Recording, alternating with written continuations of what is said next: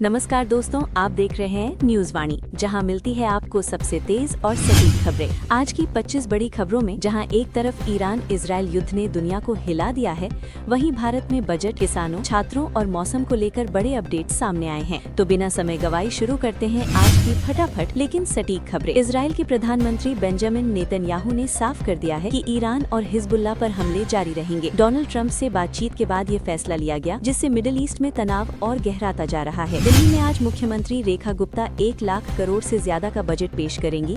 इस बजट में इंफ्रास्ट्रक्चर, शिक्षा और स्वास्थ्य पर खास फोकस रहेगा। साथ ही पिछली सरकार की रिपोर्ट्स पर भी चर्चा होने वाली है। पश्चिम एशिया के बढ़ते संकट के बीच अमेरिका के रक्षा रणनीति के उप सचिव एल्ब्रिच कोलबी भारत दौरे पर पहुंच रहे हैं। इस दौरान भारत और अमेरिका के बीच ऊर्जा सुरक्षा और समुद्री व्यापार पर महत्वपूर्ण बातचीत होगी। उत्तर प्रदेश में योगी आदित्यनाथ सरकार ने किसानों के लिए बड़ा फैसला लिया है। गेहूं का MSP 2,585 रुपए प्रति क्विंटल तय किया गया है और 30 मार्च से खरीद प्रक्रिया शुरू होगी, जिससे लाखों किसानों को राहत मिलेगी। यूपी सरकार ने 58 छोटे शहरों को स्मार्ट सिटी की तरह विकसित करने के लिए नवयुग पालिका योजना को मंजूरी दी है। 5 साल में 2,916 करोड़ खर्च कर इन शहरों में आधुनिक सुविधाएं विकसित की जाएंगी। उत्तर प्रदेश में 3,540 करोड़ रुपए के बड़े निवेश प्रस्तावों को मंजूरी मिली है। अयोध्या, गोरखपुर और रायबरेली समेत कई शहरों में उद्योग लगेंगे, जिससे रोजगार के नए अवसर पैदा होंगे। अब यूपी में जमीन के उपयोग को बदलना आसान हो गया है। नक्शा पास होते ही लैंड यूज बदल जाएगा, जिससे निवेशकों और आम जनता दोनों को बड़ी राहत मिलेगी। राजस्थान बोर्ड आज 5वीं, 8वीं और 10वीं के नतीजे जारी करेगा। करीब 36 लाख छात्रों का इंतजार खत्म होने जा रहा है। रिजल्ट दोपहर 1 बजे जारी किया जाएगा। 4 धाम यात्रा को लेकर बड़ा अपडेट आया है। केदारनाथ धाम और बद्रीनाथ धाम में इस बार भी टोकन सिस्टम लागू रहेगा, लेकिन दर्शन को पहले से ज्यादा आसान बनाने का दावा किया गया है। भारत में पेट्रोल और गैस की कमी की खबरों को सरकार ने पूरी तरह अफवाह बताया है।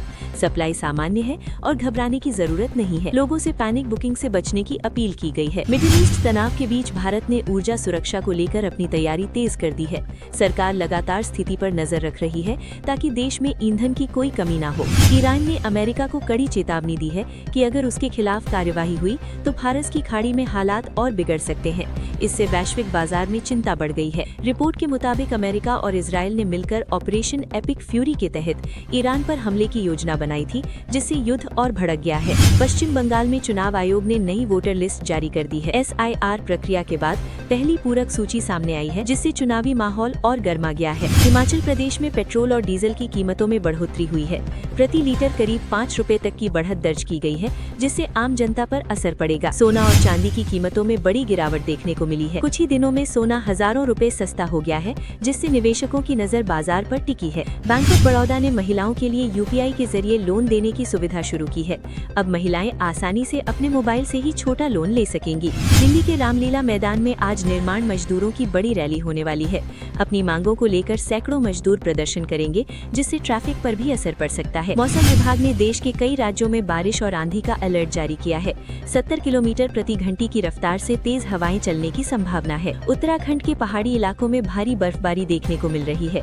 केदारनाथ क्षेत्र में कई फीट तक बर्फ जमा हो गई है, जिससे ठंड और बढ़ गई है। रूस और भारत के बीच व्यापार को बढ़ाने की तैयारी हो रही है। आने वाले समय में दोनों देशों के बीच व्यापार $100 अरब तक पहुंच सकता है। कानपुर में अवैध कफ सिरप मामले में बड़ा खुलासा हुआ है। जांच एजेंसियों को कई राज्यों में फैले नेटवर्क के सबूत मिले हैं, जिससे मामले की गंभीरता बढ़ गई है। फिल्म दृश्यम 3 की रिलीज डेट टाल दी गई है। मोहनलाल ने खुद इसकी जानकारी दी, जिससे फैंस को थोड़ा और इंतजार करना पड़ेगा। क्रिकेट में पाकिस्तानी सुपर लीग को बड़ा झटका लगा है। विदेशी खिलाड़ी लीग छोड़ रहे हैं और इंडियन प्रीमियर लीग को प्राथमिकता दे रहे हैं। AI को लेकर नई रिपोर्ट सामने आई है, जिसमें बताया गया है कि आर्टिफिशियल इंटेलिजेंस IT सेक्टर के लिए खतरा नहीं, बल्कि बड़ा अवसर बनकर उभर रहा है। तो दोस्तों, ये थी आज की 25 सबसे बड़ी और जरूरी खबरें। ऐसी ही तेज और सटीक अपडेट के लिए जुड़े रहिए न्यूज वाणी के साथ। धन्यवाद।